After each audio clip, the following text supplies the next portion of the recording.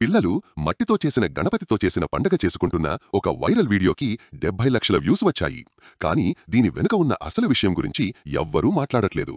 ఈ వారం భారతదేశంలో ఎన్నో కుటుంబాలు వినాయక చవితి వేడుకల కోసం 10,000 నుండి 50,000 వరకు ఖర్చు చేస్తుంటే ఆ పిల్లలు తమ చేతులతో చేసిన మట్టి విగ్రహంతో మనకు డబ్బు సైకాలజీ గురించి ఒక పెద్ద పాఠం నేర్పారు.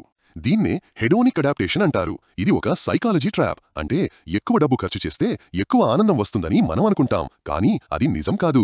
స్టడీస్ ప్రకారం పండగలపై 5,000 రూపాయలు దాటిన తర్వాత మీరు పెట్టే ప్రతి అదనపు రూపాయి మీ ఆనందాన్ని పెంచదు. ఆ పిల్లలు కేవలం 50 రూపాయల మట్టి గణపయ్యతో లక్షల్లో వ్యూస్ సంపాదించారు, కానీ ఖరీదైన డెకరేషన్స్ ఎవ్వరూ పట్టించుకోలేదు.